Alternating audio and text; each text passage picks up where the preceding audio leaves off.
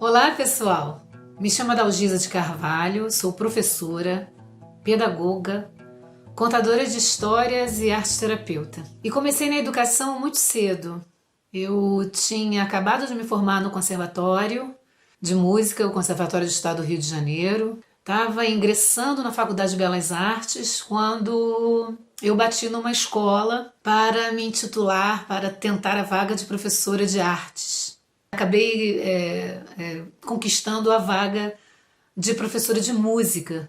E não foi difícil eu me apaixonar pela educação, porque eu fui trabalhar numa pré-escola do Instituto São Marcos e o método era o método montessoriano e aí, assim, foi uma paixão à primeira vista.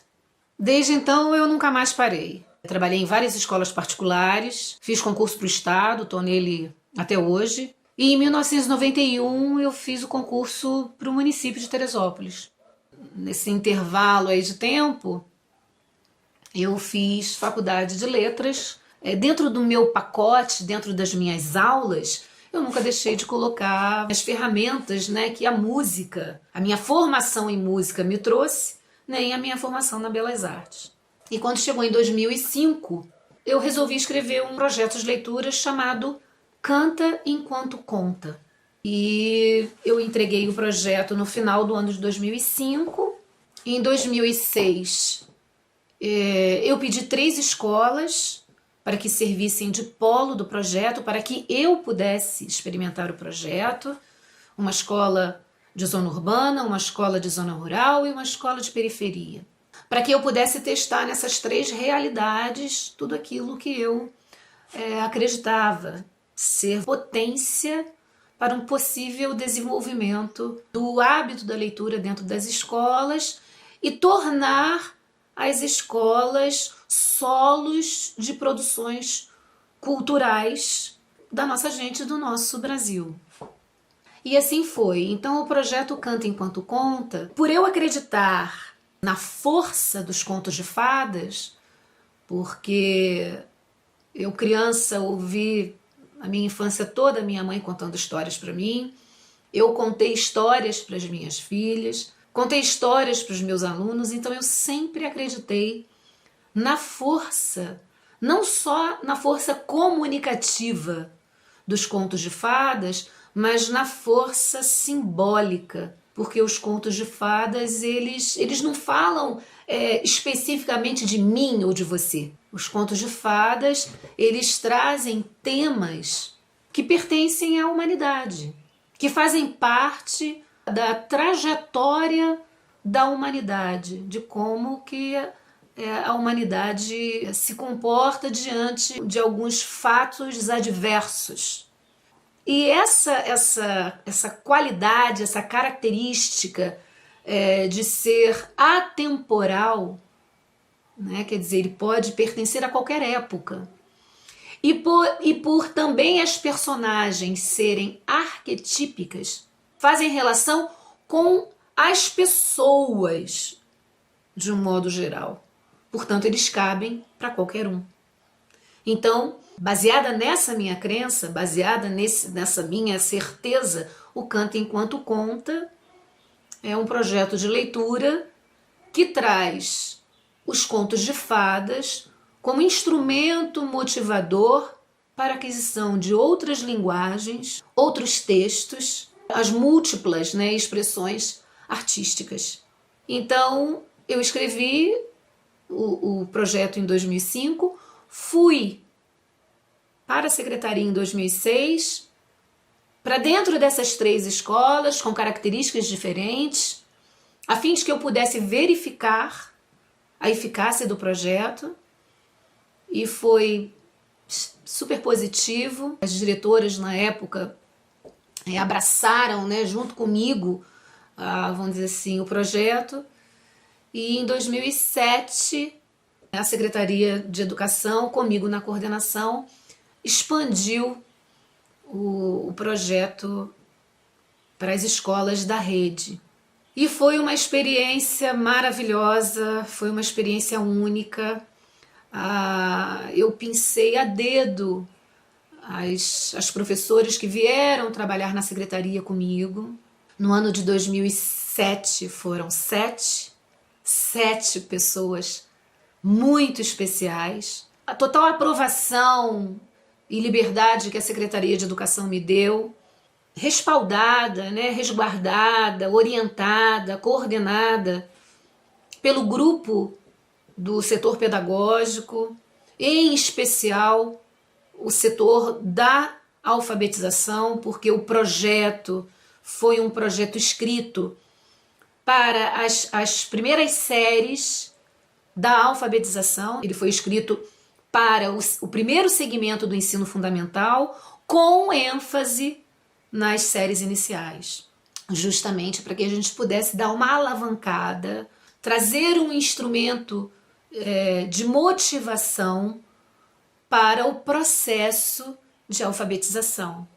Então, o Canta Enquanto Conta, ele é um projeto que tem como objetivo, além de trazer para a escola esse hábito, né, da leitura, esse acesso ao material escrito, ele também tem o objetivo de alavancar o processo de alfabetização, de aprendizagem na alfabetização. De 2008, né, até 2015, o projeto passou por várias secretarias, migrou para a Secretaria de Cultura, foi adquirindo experiências, conhecendo outras realidades da nossa cidade, se modificando de acordo com a necessidade. Formamos polos de leitorização, com o Parque Nacional, com o Museu de Venda Nova, com o Parque Municipal. Formamos duplas de contadores de histórias e cantadores, né? O projeto trouxe essa novidade, né, para dentro das escolas. Iam duplas, né? O contador de histórias e o músico, o violeiro, e nós levávamos, vamos dizer assim, um plus, né, a mais para um possível projeto dentro das escolas do município, e assim foi até o ano de 2015, quando o projeto saiu do município por uma inviabilidade dele se tornar um projeto de política pública. Eu acabei me tornando orientadora pedagógica e me aposentei. Hoje eu só estou no estado. Com isso, eu fiz, né, uma formação em arte-terapia. Hoje eu sou arte-terapeuta. O Canta Enquanto Conta sofreu metamorfose. Hoje eu tenho um serviço, eu tenho um ateliê chamado Conta Pra Mim, que é um ateliê de aprendizagens cognitivas, aprendizagens emocionais, aprendizagens do afeto, que trabalha com sessões individuais, que trabalha com oficinas, que trabalha com workshops, mas assim, o meu coração é dos contos de fadas. Eu acredito muito, volto a falar, acredito muito na força dos contos, no seu poder simbólico e no quanto ele dialoga com a gente, com o nosso inconsciente, com a nossa psique, dessa maneira, né, imagética, através das imagens. Então, hoje eu não sou mais professora das escolas particulares, nem do município, estou, né, só no estado, mas assim, não deixei de trabalhar com os contos de fada por acreditar, continuar acreditando na força que eles têm sobre nós, né? No seu poder universal e no quanto eles podem nos alertar e nos ajudar na jornada, né? Nessa jornada do herói que todos nós, enquanto indivíduos, fazemos. Que nada mais é do que a jornada da vida. A jornada que todos nós fazemos, né, ao longo aí da nossa vida. No enfrentamento das adversidades, no enfrentamento dos desafios, na ânsia, né, de alcançar nossos objetivos, de sairmos vitoriosos. Joseph Campbell, ele diz uma coisa que é um teórico, ele é um historiador, e ele fala muito sobre mito, né, sobre mitologia, e ele diz uma coisa sensacional. Ele diz que nós indivíduos, nós não temos que ter medo da jornada da vida, porque os heróis, os mitos, já realizaram essa jornada por nós, enfrentando todas as adversidades, enfrentando todas as tarefas, realizando todas as tarefas, para então, depois de todas as dificuldades, né, superadas, pudesse voltar para casa.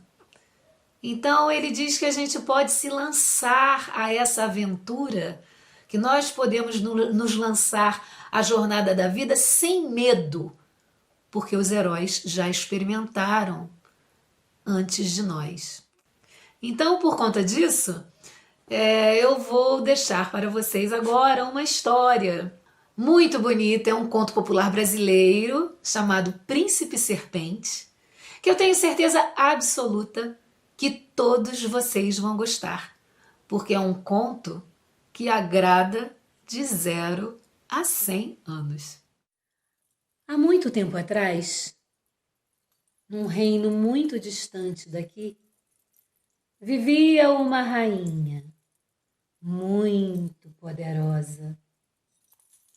Dizem que ela era uma grande sábia. Mas, numa noite sem lua, conhecida como noite escura, a rainha deu à luz o seu príncipe herdeiro. Mas ele não tinha a forma humana. O príncipe nasceu com a forma de uma serpente. A rainha, como toda boa mãe, colocou seu filho nos braços e com todo o amor o criou.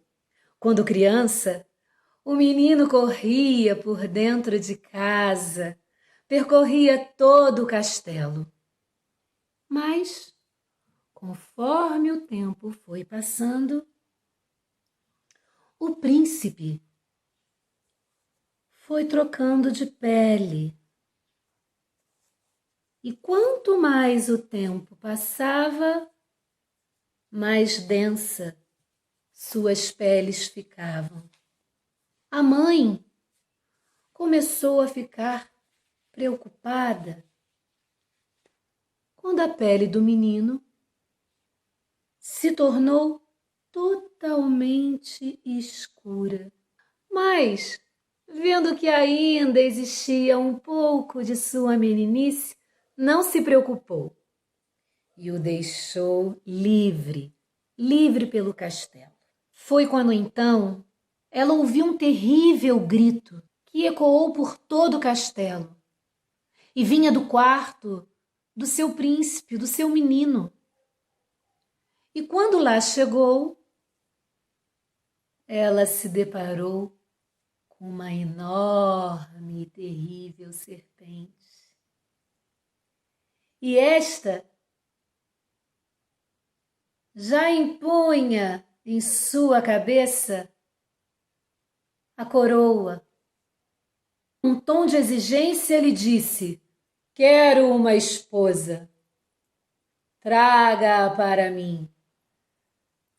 Preciso me casar. A rainha então, coitada, sem saber o que fazer, pois estava acostumada a fazer as vontades de seu menino e agora não sabia como lidar com aquela serpente tão arrogante A rainha, então, saiu pelo mundo em busca de uma noiva para seu filho. Correu todos os lugares, mas ninguém se atrevia a se casar com um príncipe tão arrogante assim.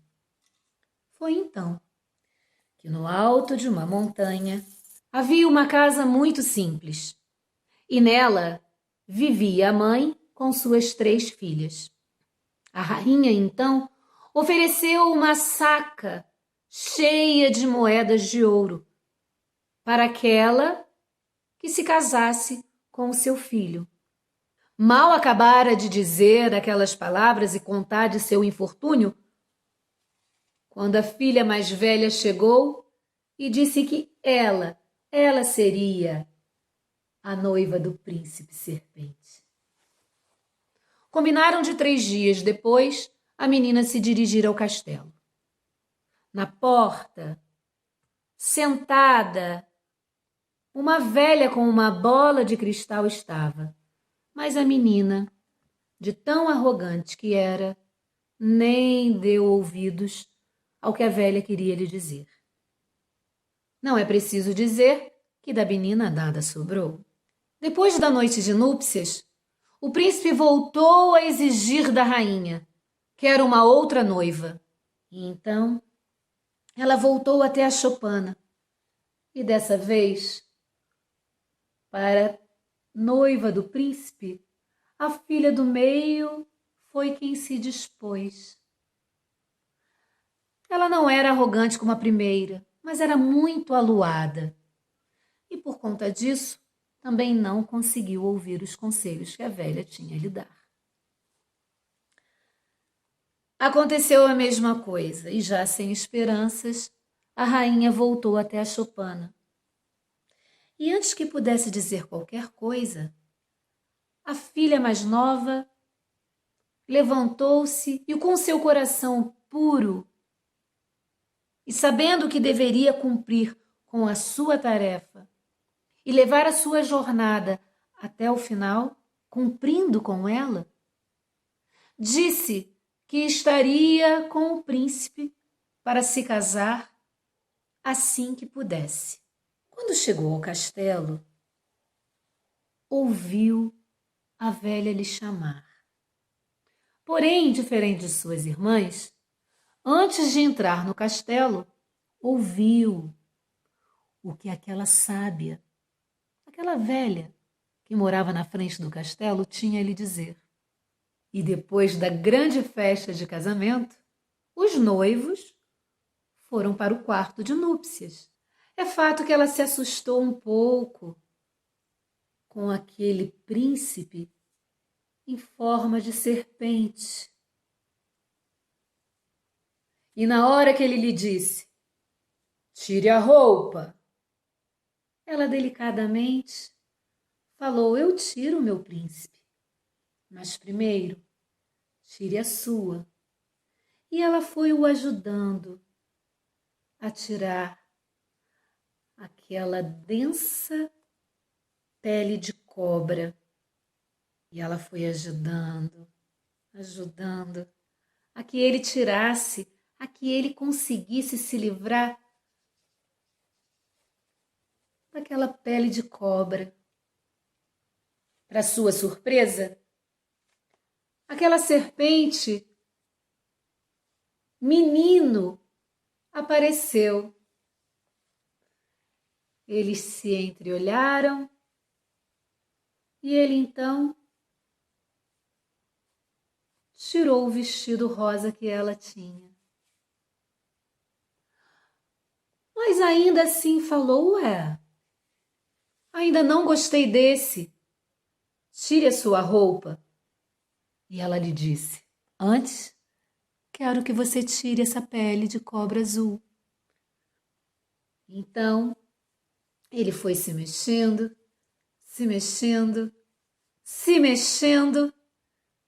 e para a surpresa dela, um lindo príncipe apareceu.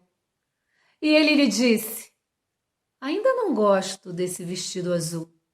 E ela então, com a ajuda dele, foi tirando delicadamente aquele vestido azul. Por baixo, tinha um lindo vestido branco. Ela então se fez de noiva, com grinalda e tudo.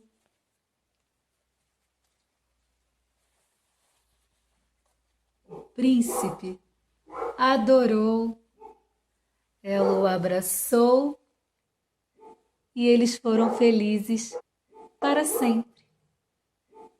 Dizem que até hoje estão no castelo se amando. Gostou da história? Escolha uma história ou deixe ela lhe escolher. Com certeza, ela tem muito a dizer sobre você. Um beijo. Tchau. Bom, pessoal, o que fazer depois do conto? Milhares de atividades podem ser feitas, certo? E como conto, né, dentro daquilo que, dentro dessa força comunicativa, dessa força simbólica, que eu acredito que os contos tenham, contar histórias para os nossos alunos, de 0 a 100, ajuda na certeza de se sair vitorioso ao longo da jornada da vida, certo? Uma das atividades que eu acho que é uma atividade bem legal e que pode fortalecer nessa questão da afirmação da individualidade, da personalidade, de você imprimir o seu potencial individual, é escolher uma personagem da história com a qual você se identifica e com uma garrafa PET.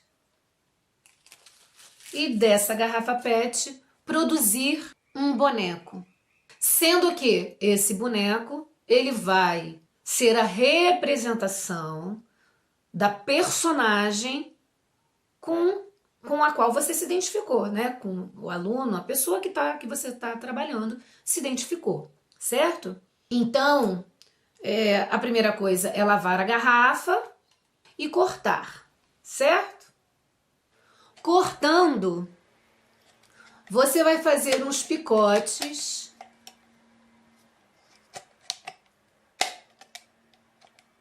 vai picotar a fim de que o gargalo da garrafa possa encaixar, certo? Aqui. Feito isso, você vai cobrir toda a garrafa já encaixadinha com tiras de jornal passada na água e cola. Vai deixar secar.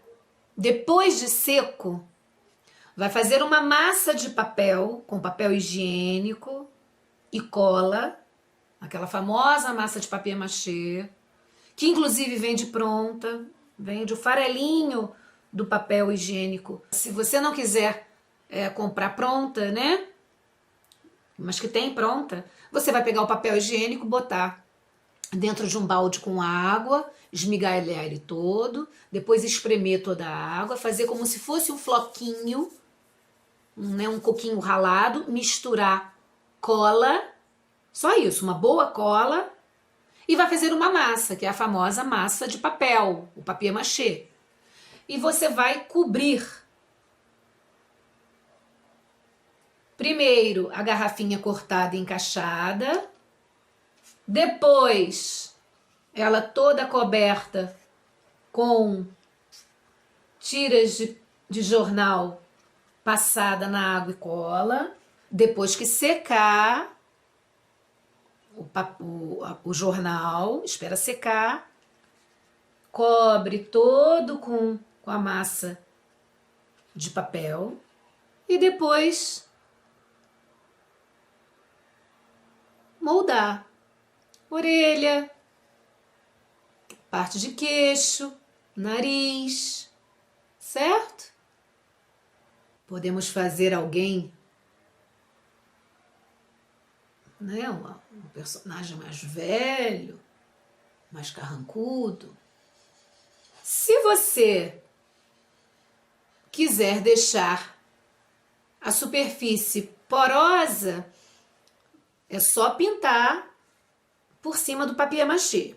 Mas, se você quiser uma superfície mais lisa, você vai passar massa corrida, esperar secar. Depois que a massa de papel secar, você vai passar massa corrida, esperar secar e lixar, para depois pintar.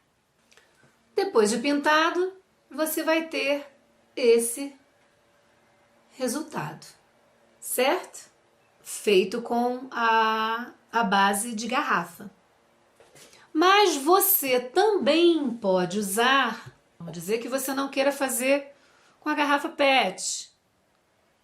Você tenha ou bola de encher em casa, ou bola de isopor, certo? Você pode também fazer dessa maneira, ok? Voltando à atividade. Se nós estamos querendo aliançar a essa atividade de leitura de texto, de um conto de fada que vai pensar com outro texto, para essa aquisição de múltiplos textos, partindo de um projetinho de um conto de fada, fazendo link com um livro, né, com um texto de autoria, certo?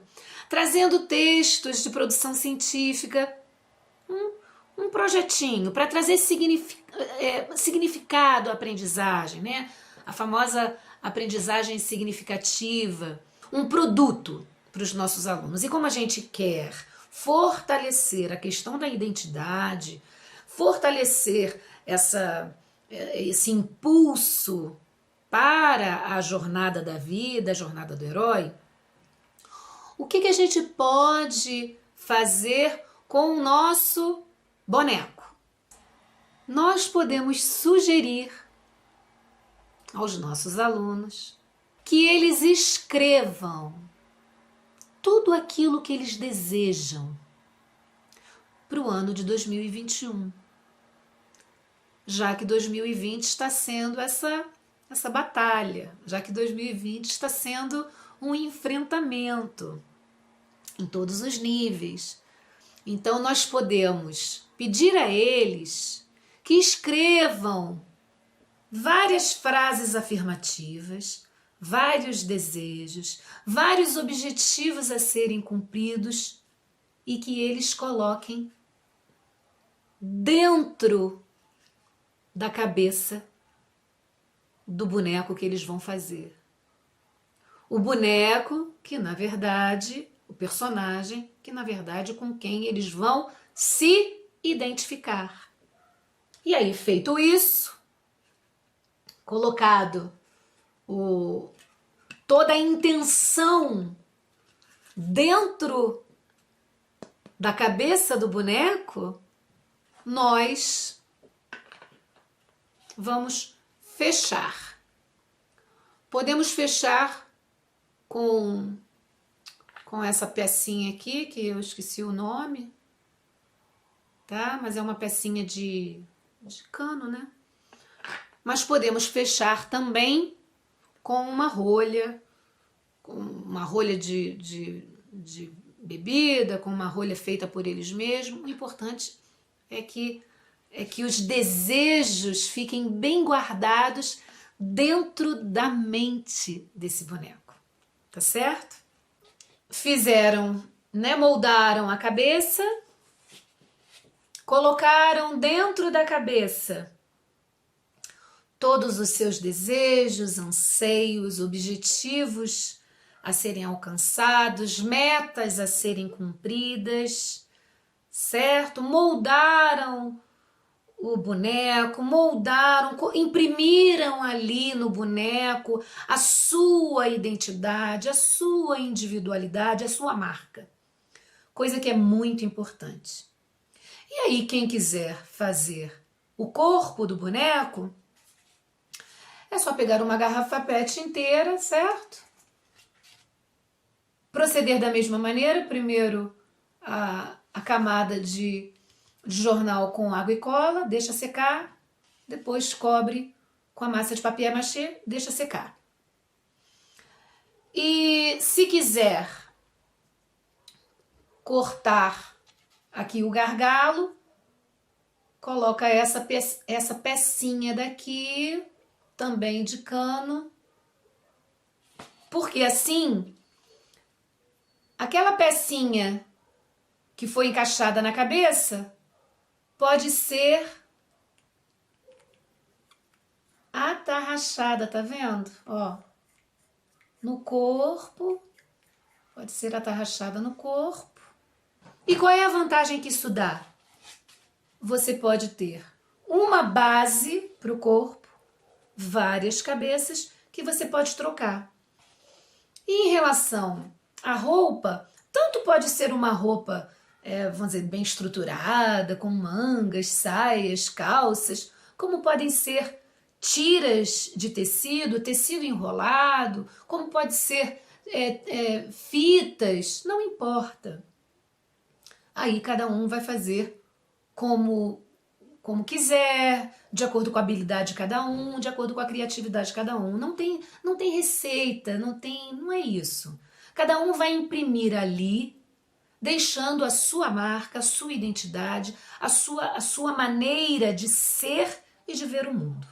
O importante é que a gente tenha a certeza absoluta de que os contos de fadas, por serem universais, eles falam muito sobre todos nós. Falam sobre mim, falam sobre você, falam sobre os nossos alunos, falam sobre todos. Importante também afirmar que os contos de fadas auxiliam no desenvolvimento da personalidade infantil.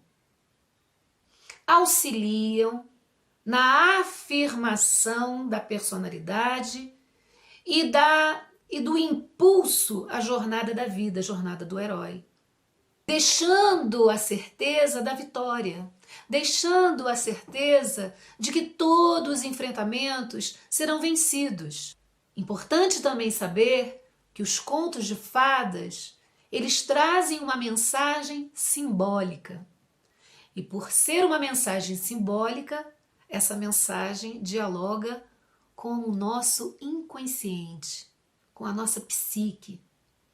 E a nossa psique, ela é autorreguladora. Ela sabe exatamente por onde seguir e quais são os símbolos que se identificam com a nossa personalidade. Então, contar histórias é muito importante para os nossos alunos, para os nossos filhos, para os nossos pares. As histórias nos ensinam muito. Então, essa é a mensagem que eu tenho para deixar para vocês. Muita força, muita garra, não é verdade? Nós estamos vivendo um momento muito difícil, usando ferramentas que na verdade a gente nunca usou, ferramentas novas, que eu acredito que serão comuns daqui para frente. E que passar por isso, realizar essa tarefa, faz parte do combo da nossa jornada pessoal. E eu espero de coração que vocês sejam heróis, heroínas, vitoriosos do enfrentamento que o mundo inteiro está passando diante dessa pandemia. Tá certo? Um beijo no coração de cada um. Muito honrada com o convite que me foi feito. E assim, muito feliz por olhar para trás e saber que os contos me ajudaram nessa jornada da vida, nessa minha jornada profissional. Um beijo, tá, gente? Obrigada. De coração, gratidão.